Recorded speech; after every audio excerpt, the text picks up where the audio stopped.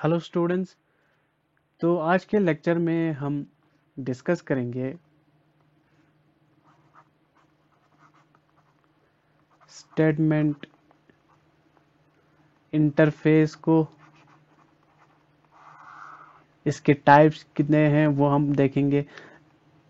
तो कल हमने जब JDBC का कनेक्टिविटी का इम्प्लीमेंटेशन देखा था, तो उस लेक्चर में मैंने कहा था कि स्टेटमेंट इंटरफेस का ऑब्जेक्ट बना सकते हैं हम यूजिंग इसके फैक्ट्री फंक्शन को, और इसके ऑब्जेक्ट के साथ हम एग्जीक्यूट करते थे SQL की क्यूरीज।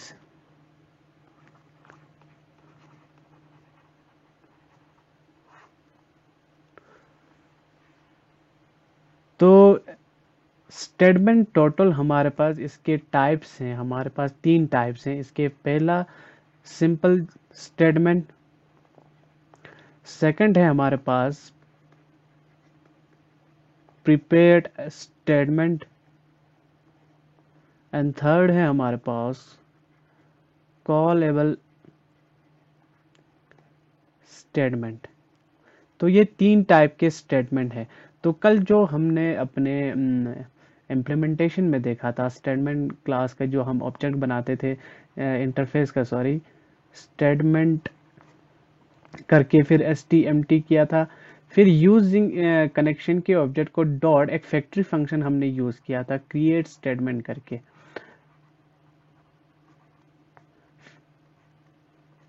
अब यहाँ पर क्या हुआ कि एक हमने स्टेटमेंट बना लिया है, अभी एग्जीक्यूट नहीं किया है।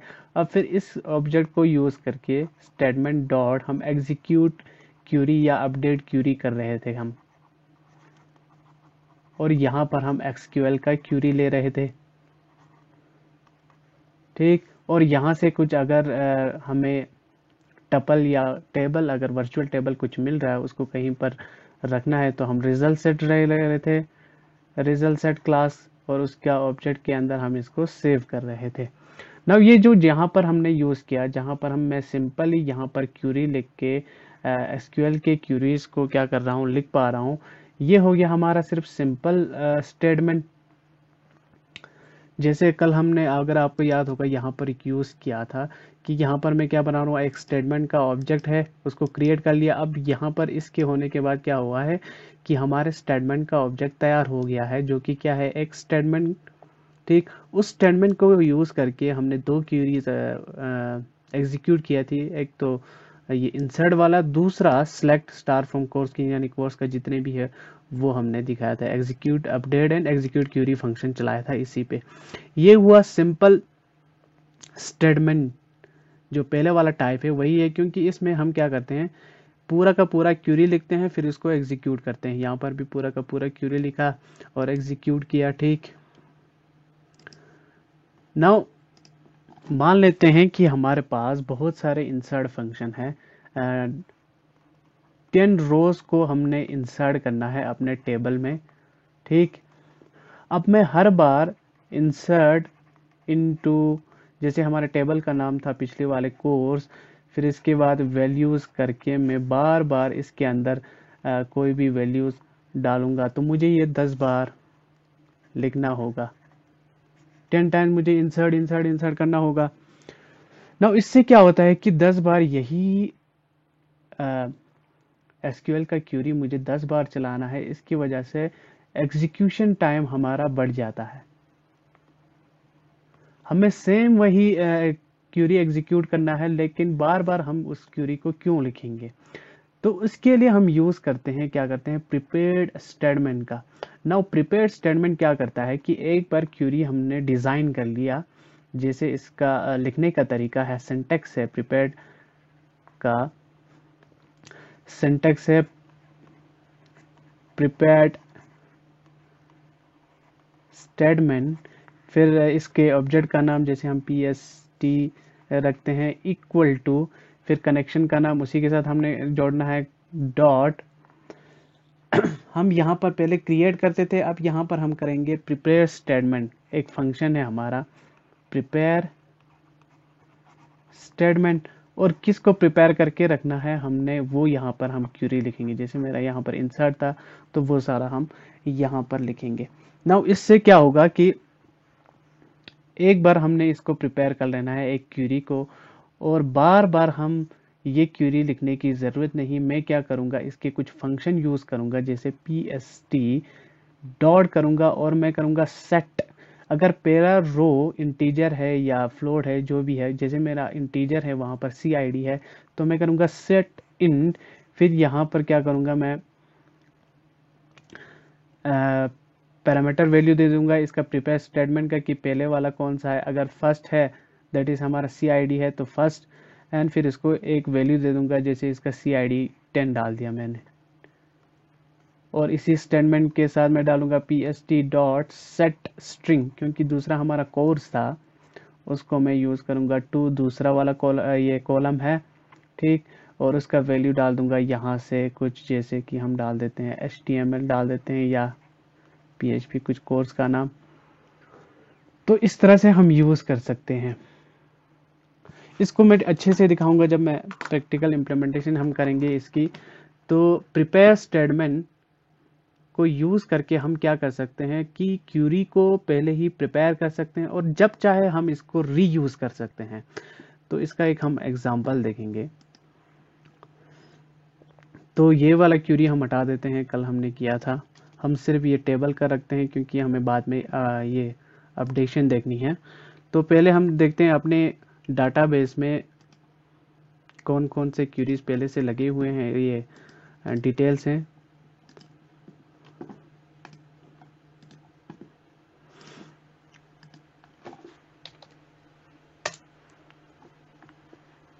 तो यूनिवर्सिटी हमारा डाटाबेस था, उसके अंदर एक था कोर्स, तो 7 8 9 तक है HTML 125 XYZ, ठीक। ये टेबल आपको दिख रहा होगा। यहाँ पर हमने टोटल 9 डाटा या रो हमने डाला हुआ है। अब हम क्या करेंगे, इसके अंदर 10th वाला हम डालेंगे अभी यूजिंग प्रिपेयर स्टेटमेंट। तो प्रिपेयर स्टेटमेंट को सबसे बनाने के लिए सबसे पहले हम यूज़ करेंगे जो मैंने बताया प्रिपेयर्ड, इसके साथ ही STATMENT स्टेटमेंट, इसका ऑब्जेक्ट का नाम PST हम रखते हैं, इक्वल टू कनेक्शन कौन सा है CON डॉट, हम यूज़ करेंगे प्रिपेयर स्टेटमेंट। यहाँ पर आपको दिखेगा प्रिपेयर स्टेटमेंट और यहाँ पर SQL के क्यूरी का नाम लिखेंगे, वो भी कोर्स में आएगा। तो जैसे मुझे इंसर्ट करनी है बार बार, किस में, इंसर्ट इनटू कोर्स टेबल का नाम, उसमें इंसर्ट करना है, ठीक। और यहाँ पर हम लिखते हैं इंसर्ट इनटू कोर्स और यहाँ पर वैल्यूज, यहाँ से हम वैल्यू देंगे। अब ये वैल्यू कितनी वैल्यू है हमारे पास, कॉलम यहाँ पर टेबल का CID, CNAME, CGRADE, CTEACHER, तो 4 टोटल कॉलम है। तो मुझे 4 कॉलम यूज़ करने होंगे। नाउ प्रिपेयर स्टेटमेंट में हम क्या करते हैं, अगर आपको प्रिपेयर पहले से ही करके रखना है तो यहाँ हम कॉलम के नाम की जगह, वैल्यूज़ की जगह मैं यूज़ करूँगा क्वेश्चन मार्क, 4 क्वेश्चन मार्क्स, क्योंकि मुझे 4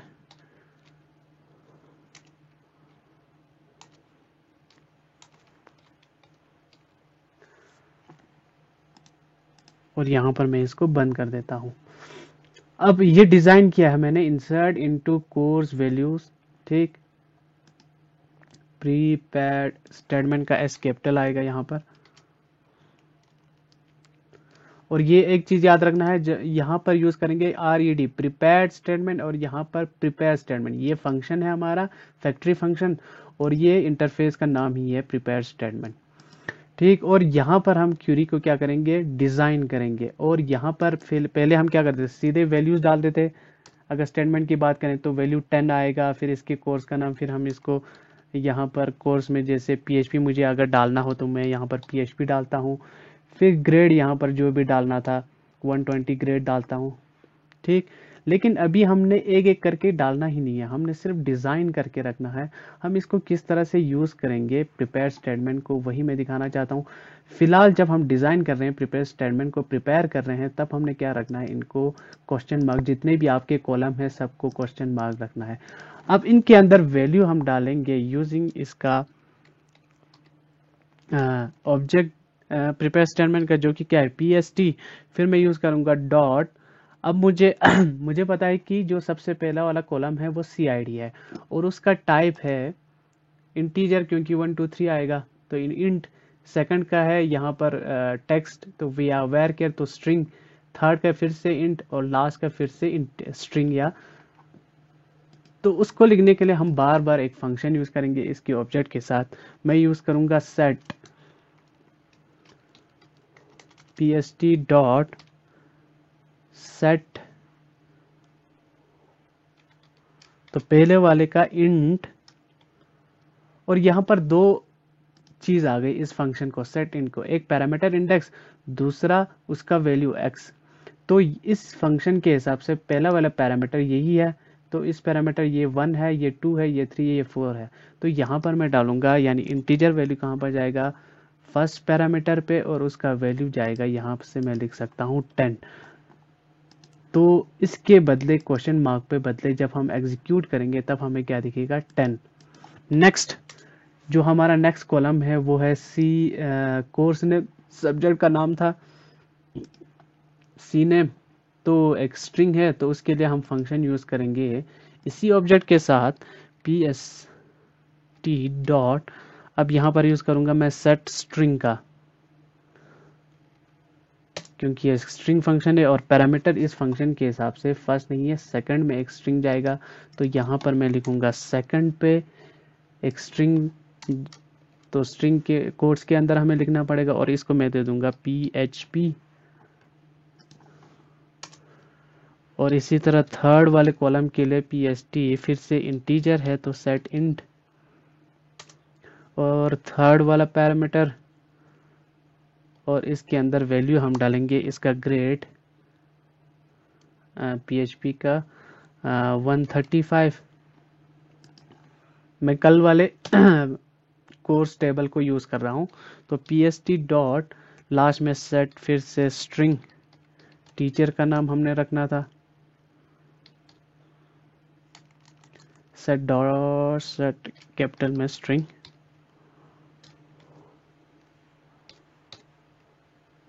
तो पैरामीटर 4 कॉमा और इसकी स्ट्रिंग वैल्यू है फिर से टीचर का नाम, तो यहाँ पर मैं डालूंगा जैसे ABC हम डाल देते हैं फिलहाल। और फिर क्या करेगा, जो एक स्टेटमेंट पहले से हमने बना रखा हुआ है सिंपल स्टेटमेंट, तो उसको यूज करके हम एक एग्जीक्यूट क्यूरी कर रहे हैं जो हमें ये सारा अपडेट होने के बाद ये हमें दिखा देगा। लास्ट में हम क्या करेंगे, इस pst को यूज करके डॉट एग्जीक्यूट अपडेट जो हमने कल यूज किया था, क्योंकि इन सबको अपडेट भी करना है, तो एग्जीक्यूट अपडेट ये वाला फंक्शन, दैट मीन अभी जितने भी हमने वैल्यूज डाले हैं उनको क्या करो, एग्जीक्यूट कर लो, अपडेट कर लो, और बाद में ये वाला क्यूरी क्या करेगा, इस स्टेटमेंट को, कल वाले सिंपल स्टेटमेंट को यूज करके एक एग्जीक्यूट करेगा जो कि क्या कर रहा है, हमें कोर्स के अंदर जितने भी हैं वो दिखा रहा है। अगर आप पहले से वाले पे कर रहे हो तो पहले सबसे पहले कल हमने कनेक्शन बना रखा था तो इसको कनेक्ट कर लेना, अभी डिस्कनेक्ट है क्योंकि, और यहाँ पर मेरा पासवर्ड कुछ नहीं है, मैंने अब कनेक्ट कर लिया है, अब डाटाबेस हमारा कनेक्ट हो जाएगा। और यहाँ से मैं एक बार क्या करता हूँ, इसको रन करता हूँ,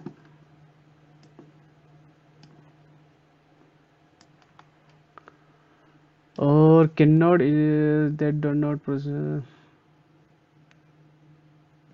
cannot issue statement that do not produce result set।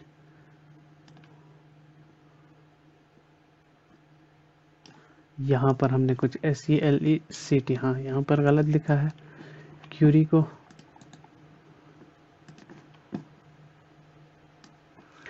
अब देखो यहाँ पर 2 बार आ गया, ठीक, PHP 1010। अब हमने अपडेट भी कर लिया है, हम देखते हैं अपने यहाँ पर, इसको एक बार रिफ्रेश करके डाटाबेस में, तो ये 2 बार चला गया, ठीक, कोई नहीं, लेकिन हमने अपडेट कर लिया है। यहाँ पर 2 बार क्यों चला गया, क्योंकि यहाँ पर एग्जीक्यूट यहाँ तक हो चुका था और यहाँ पर गड़बड़ था, फिर एक बार हमने रन कर लिया तो ये 2 बार चला गया। दैट मीन्स हमने इसको यूज करके, अब प्रिपेयर स्टेटमेंट को यूज करके हमने इसमें इंसर्ट कर लिया है। अब प्रिपेयर स्टेटमेंट का फायदा क्या था कि एक बार आप प्रिपेयर कर लो, जो भी क्यूरी आपने डिजाइन करनी है उसको एक बार डिजाइन करके रखो और ये क्वेश्चन मार्क डालो, ना कि वैल्यू डालो। अब इस क्वेश्चन मार्क को आपने किस तरह से यूज करना है वो आपकी अपनी मर्जी है, बार बार मैं फिर से इंसर्ट इंसर्ट यूज करने की जरूरत नहीं है। अब यहाँ पर तो हमने बार बार इसी फंक्शन का यूज किया। अब इसको मैं क्या कर सकता हूँ कि स्कैनर क्लास जो हमारा था उसको यूज करके मैं लिख सकता हूँ। तो यहाँ पर मैंने एक स्कैनर क्लास को क्या किया है, उसका ऑब्जेक्ट बनाया SC, और इसकी यूटिलिटीज को आपको पता है यूटिलिटीज के अंदर होता है, तो उसको इंपोर्ट कर लिया। अब इसके क्या करूँगा, PST यहाँ पर लिखूंगा मैं इंट एक लिखूंगा CID इक्वल के, इसके CID के अंदर क्या जाएगा आपका, नेक्स्ट के लिए हम यहाँ पर लिखेंगे तो उसका function SC dot next int है, आपको पता है ये स्कैनर का फंक्शन है। तो उससे पहले हम क्या करेंगे, यहाँ पर एक मैसेज प्रिंट करेंगे, system dot out dot println, और यहाँ पर मैसेज में हम कहेंगे enter the values to be inserted in the course table।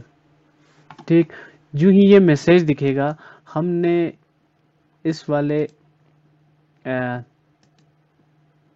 Prepare statement में इंसर्ट करना है, लेकिन हम यूज करेंगे अपने स्कैनर से जो वैल्यू आ रहा है उसको। तो सबसे पहले हमने आईडी वाला ले लिया, किसमें, CID में, यूजिंग स्कैनर का ऑब्जेक्ट।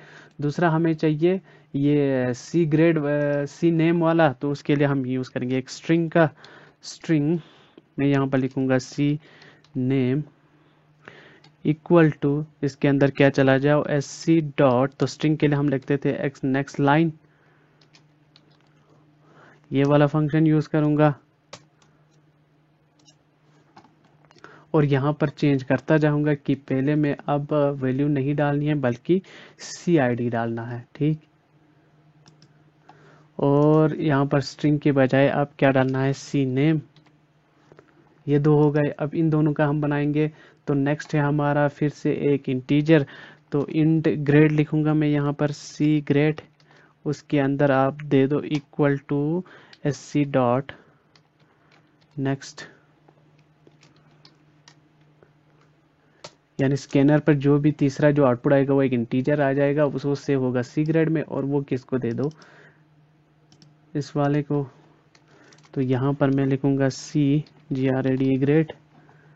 तो ये भी डिज़ाइन हो गया। अब हमारा लास्ट वाला पार्ट है, इसके अंदर हम डालेंगे, यहाँ से फिर से एक स्ट्रिंग यूज़ करेंगे हम स्कैनर क्लास को यूज़ करके, और इसका नाम रखेंगे हम T नेम यानी टीचर का नेम, और इसको दे देंगे हम वही T नेम।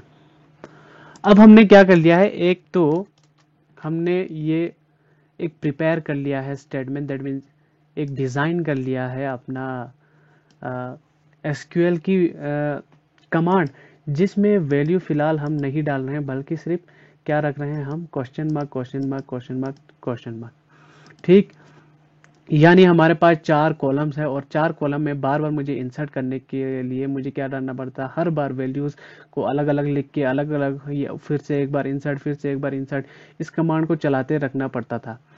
अब हर बार चलाना है मुझे, लेकिन प्रिपेयर्ड स्टेटमेंट को यूज़ करके हम क्या कर सकते हैं, उस जो भी SQL का क्यूरी है उसको पहले डिज़ाइन कर सकते हैं, बाद में इस ऑपरेटर को यूज़ करके हम उनमें वैल्यू डाल सकते हैं यूजिंग इसके कुछ फंक्शन है।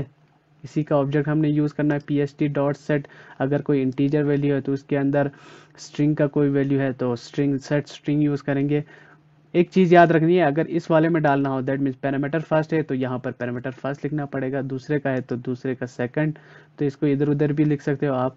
और एक चीज़ हमने क्या किया, अब डिज़ाइन तो कर लिया, हमने रन टाइम पे वैल्यू लेने के लिए हमने क्या किया, एक स्कैनर क्लास यूज़ किया, उसका ऑब्जेक्ट बनाया, और डाटा टाइप्स यहाँ पर 3 मैंने ये वेरिएबल बनाए, इंटीजर का CID और स्ट्रिंग का C नेम, फिर एक इंटीजर का C ग्रेड, और टीचर के लिए स्ट्रिंग का T नेम, और ये सारे वेरिएबल दे दिया इनको। नाउ यहाँ पर फ़ायदा क्या होगा कि बार बार मुझे जब भी मैं रन टाइम पे इनमें वैल्यू डालूंगा तो यही वेरिएबल की वैल्यूज़ इनको सीधे जाएगा और बार बार मुझे यहाँ पर लिखने की ज़रूरत नहीं है।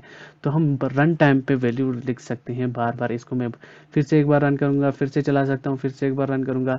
और अगर आपने मेथड के अंदर लिखा तो मेथड को रन करके इनके अंदर चला सकते हो। ठीक, अब देखते हैं हम इस बार क्या करेंगे। 10 तक तो हमने वैल्यू डाल दी थी आईडी। अब 11 में कुछ वैल्यू डालेंगे यूजिंग स्कैनर क्लास। तो सबसे पहले हमें ये मैसेज दिखेगा कि enter the values to be inserted in the course table. तो वही चीज़ हम करेंगे और बाद में ये वाला एग्जीक्यूट सिंपल वाला स्टेटमेंट हमें टेबल वापस करके देगा रिजल्ट सेट में। तो एक बार इसको रन करते हैं हम।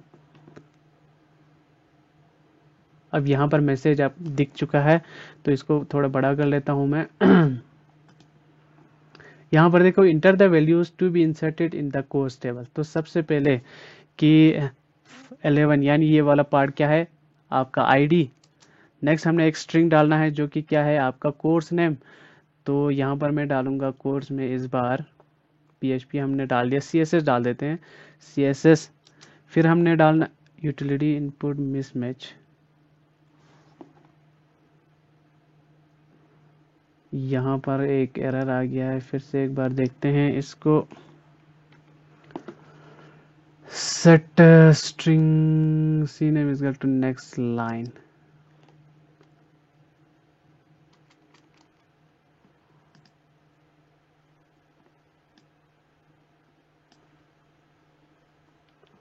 इसको हम लास्ट में लिखते हैं।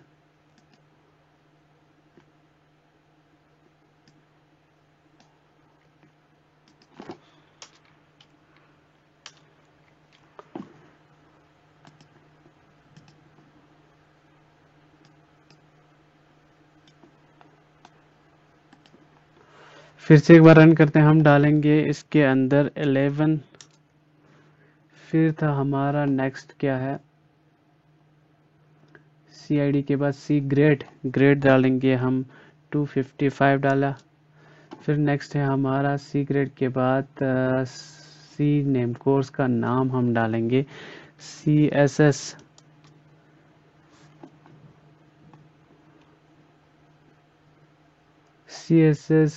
और ये नहीं आया। एक मिनट, हमने यहाँ पर नेक्स्ट लाइन, यहाँ पर भी हम नेक्स्ट लाइन हमें यूज़ करना पड़ेगा। ठीक, फिर से एक बार इसको रन करते हैं हम।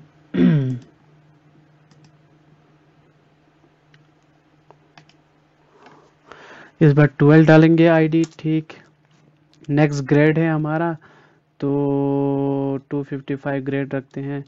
नेक्स्ट डालेंगे हम सी कोर्स का नेम, तो जावास्क्रिप्ट रखते हैं, जावास्क्रिप्ट।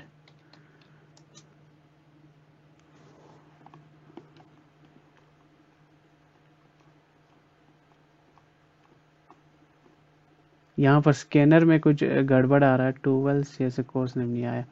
तो इन फंक्शन में एक गड़बड़ आ रहा है नेक्स्ट स्पेस के बाद। तो लाइन छोड़ने के बाद हम नेक्स्ट का ही यूज़ करेंगे एक बार फिर से। नेक्स्ट का आपको पता है कि जब तक स्पेस नहीं आएगा वो रीड करता है। तो यहाँ से हम फिर से एक बार रन करते हैं। 13 का हम देखते हैं। तो 13 आईडी हमने डाल दी इस बार। फिर हमने C ग्रेड डाल दिया, इसको 145 रखते हैं। और इस बार डालेंगे फिर C नेम, कोर्स का नेम हम रखेंगे जावास्क्रिप्ट हमने डाल दिया। नेक्स्ट क्या रखेंगे हम, C प्रोग्रामिंग रखते हैं और स्पेस डाल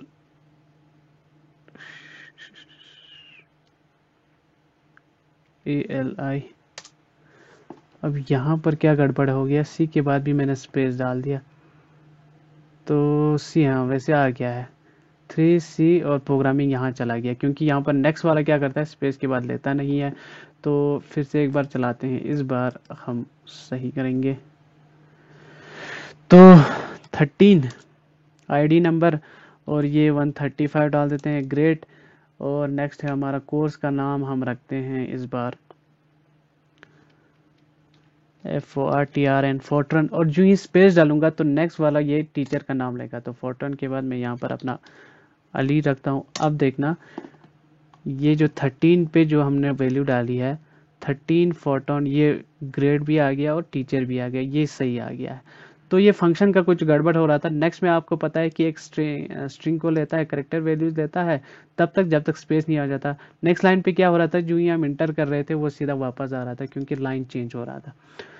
तो इस तरह से भी आप, इसका क्या फ़ायदा हुआ कि बार बार मुझे इंसर्ट लिखने की ज़रूरत, इंसर्ट को, ये क्यूरी को, इंसर्ट क्यूरी को अगर मैंने यहाँ पर इतने क्यूरीज लगा दिए हैं सिंपली यूजिंग स्कैनर के फंक्शंस को, विदाउट यूजिंग बार बार इंसर्ट इनटू कोर्स वैल्यू, फिर से एक बार यूज़ करूँगा, फिर 13 वाला डालूंगा, फिर 14 वाला।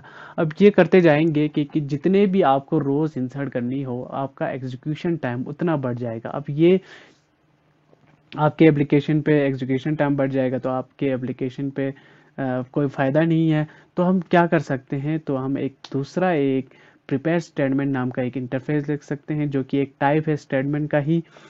तो उसमें क्या होता है कि हम क्या कर सकते हैं, पहले ही क्या कर सकते हैं, उसको डिज़ाइन कर सकते हैं, प्रिपेयर कर सकते हैं अपने क्यूरी को। फिर उनके जो वैल्यूज़ था उनमें हम सिर्फ क्वेश्चन मार्क रख सकते हैं फ़िलहाल के लिए, और फिर इसके कुछ फंक्शन को यूज़ करके उसके ऑब्जेक्ट के साथ अगर इंटीजर वैल्यू डालनी है तो सेट इन, स्ट्रिंग वैल्यू डालनी है तो सेट स्ट्रिंग, वो आपकी मर्ज़ी है। तो खाली हमने ये याद रखना है कि अगर फर्स्ट वाले में डालना है तो पैरामीटर फर्स्ट, ये इसके यहाँ पर 1 लिखना पड़ेगा, सेकंड वाले में सेकंड। तो हमने इसमें थोड़ा चेंज करके हमने बार बार सीधे यूज़र से हमने डाला। तो उसके लिए हमने स्कैनर के ऑब्जेक्ट का यूज़ किया और कुछ वेरिएबल्स में वैल्यू डाले और सीधे उनका वेरिएबल यहाँ पर यूज़ किया। तो बार बार मुझे यहाँ पर लिखने की फिर से ज़रूरत नहीं है और मैं क्या करूँगा, सीधे इन वेरिएबल का यूज़ करूँगा और उन वेरिएबल से डायरेक्ट वैल्यू बार बार इसी में जाएगी। ठीक, तो हम देखते हैं अपने डाटाबेस में एक्चुअल में आया है कि नहीं आया। ये देखो सारा कुछ आ गया है।